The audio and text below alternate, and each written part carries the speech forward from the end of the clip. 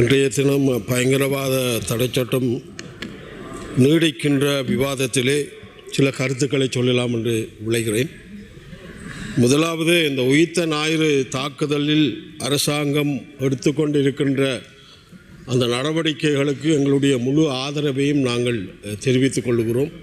தொடர்ச்சியாக இந்த உயிர்த்த ஞாயிறு தாக்குதலை சம்பந்தப்பட்டவர்கள் கைது செய்யப்பட வேண்டும், விசாரித்து ஒரு நீதி கிடைக்க வேண்டும் என்ற நிலையிலே நாங்கள் இந்த உயிர்த்த ஞாயிறு தாக்குதல் சம்பந்தமாக கைது செய்யப்படுகின்ற, விசாரணை செய்யப்படுகின்ற அத்தனை விடயங்களுக்கும் எங்களை பொறுத்தமட்டிலே நாங்கள் ஆதரவு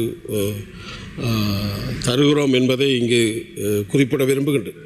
இரண்டாவது விடயம், இந்த இப்பொழுது நடைபெறுகின்ற போர் சூழல் காரணமாக பல பாராளுமன்றத்திலே பல பேரும் பல கருத்துக்களை சொல்லுகிறார்.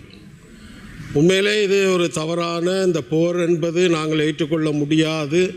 ஏனென்றால் எங்களுடைய நாட்டிலே எங்களுடைய இனம் சார்ந்த அடக்குமுறைக்கு எங்களுடைய மக்கள் இந்த போரால் பாதிக்கப்பட்டதை நாங்கள் அங்கு உணர்ந்த அடிப்படையில் இந்த போர் என்பது உண்மையிலே நாங்கள் ஏற்றுக்கொள்ளவில்லை. இதில் பல உயிர்கள் மதிக்கப்படுவதை நாங்கள் ஏற்றுக்கொள்ளவில்லை.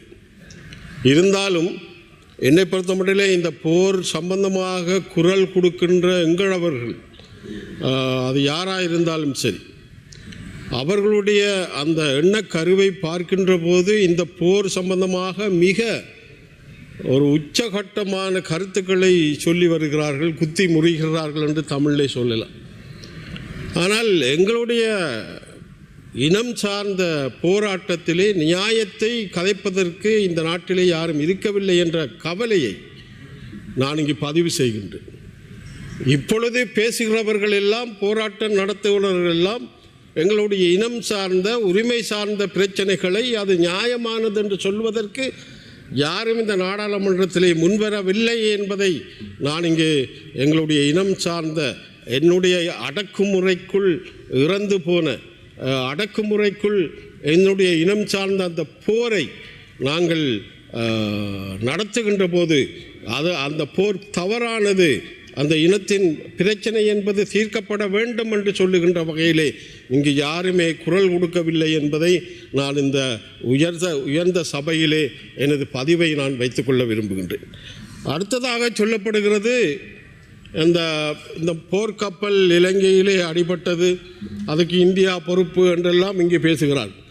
என்னை பொறுத்த மட்டிலே உங்களுக்கு இந்தியா பொருளாதார தடை வருகின்ற போது இங்கு வர வேண்டும். இந்த இயற்கை அனர்த்தத்திலே முதல் முறையாக கால் பதித்தது இந்தியா, அது வர வேண்டும். ஆனால் ஒரு சிநேகபூர்வமான போர்க்கப்பல், ஒரு இந்தியாவிலே நடந்த அந்த சிநேகபூர்வமான பயிற்சியிலே அவர்கள் அந்த காலம் கடந்து அவர்கள் இங்கே வந்து இலங்கை அரசிடம் இங்கே தங்க வேண்டும் என்று கேட்டதாக அறிகின்ற போது ஏன் இந்தியாவை குறை சொல்லுகின்ற ஒரு நிலையை நீங்கள் கொள்ளுகிறீர்கள் என்பது எனக்கு தெரியவில்லை. என்னை பொறுத்த மட்டிலே இந்த விடயத்திலே இந்தியாவை நீங்கள் குற்றம் சாட்டக்கூடாது, இயலாது. அது சரியான தவறான ஒரு விடயம் என்பதை நான் இங்கு சொல்லிக்கொள்ள விரும்புகின்றேன். உண்மையிலே குழுக்களின் பிரதி தவிசாளர் அவர்களே, இந்த பயங்கரவாத தடை சட்டம் என்பது எங்களுடைய மக்கள் சுமந்த, அந்த வலி சுமந்த நாட்களை இப்பொழுதும் நாங்கள் இந்த பயங்கரவாத தடை சட்டத்தினூடாக, ஏன் ஆயுதம் எடுத்து போராடிய ஜேவிபி கூட இந்த பயங்கரவாத தடை சட்டத்தை சந்தித்தது, பல பேர் படுகொலை செய்யப்பட்டார். இப்பொழுதும் எங்களுடைய இனம் சார்ந்த போராட்டங்களை அடக்குவதற்காகத்தான் இந்த பயங்கரவாத தடை சட்டம் மீண்டும் நீடிக்கப்படுகிறார் என்று சந்தேகம் வருகிறது.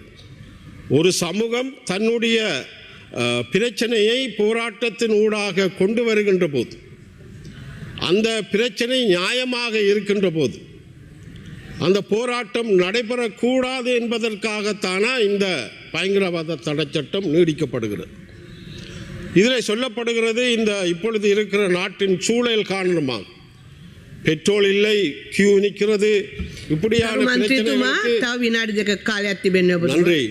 இப்படியான பிரச்சனைகளை கருத்தில் கொண்டுதான் இந்த பயங்கரவாத தடை சட்டம் நீடிக்கப்படுகிறது என்று சொல்லப்படுகிறது. இதுக்கு சட்டங்கள் இருக்கிறது. ஏன் பயங்கரவாத தடை சட்டத்தை நீங்கள் கொண்டு வாருகிறீர்கள்? இந்த பயங்கரவாத தடை சட்டத்தினூடாக 3 மாதங்கள் விசாரணைக்காக நீதிமன்றம் கொண்டு போகாமல் வைத்திருக்க முடியும். ஆகவே ஒரு போராட்டம் செய்கின்ற இப்பொழுது இந்த எண்ணெய் இல்லை என்று, பெட்ரோல் இல்லை என்று போராட்டம் மக்கள் செய்கின்ற அந்த சூழல் ஏற்படுமாக இருந்தால் அதை நாங்கள் எப்படி ஒரு சட்ட ரீதியாக அதை கையாள வேண்டும்? இந்த பயங்கரவாத தடை சட்டத்தின் ஊடாக ஒரு டிஓவை போட்டு பல மாதங்களாக அவர்களை விசாரணை என்ற பெயரிலே நீதிமன்றத்துக்கு கொடுக்காத ஒரு சூழலை உருவாக்குகின்ற ஒரு இந்த சட்டத்தை நீங்கள் நடைமுறைப்படுத்துவது எங்களை பொறுத்தமட்டிலே ஏற்றுக்கொள்ள முடியாது. எங்களுடைய பிரதமர் அவர்கள் தன்னுடைய கருத்தை சொல்லுகின்ற போது சொன்னார், இந்த பயங்கரவாத சட்டம் நீடிக்கின்ற போதும் கூட இந்த பயங்கரவாத தடை சட்டத்தின் ஊடாக யாராவது பாதிக்கப்பட்டிருக்கிறார்களா என்று சொல்லுங்கள் என்று இங்கே பிரதமர் அவர்கள் பேசுகின்ற போது எடுத்து சொன்னார்கள். என்னை பொறுத்த மட்டிலே இந்த உயிர்த்த ஞாயிறிலே கைது செய்யப்படுபவர்கள் இந்த சட்டத்திலே கைது செய்யப்படுவது தவறு என்று நான் சொல்லவில்லை.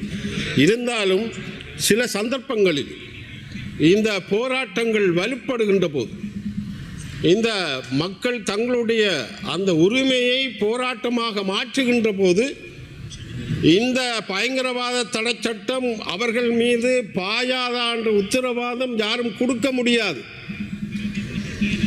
குழுக்களின் பிரதி தவிசாளர் அவர்களை இந்த சட்டத்தின் கீழ் தான் கைது செய்ய வேண்டும்.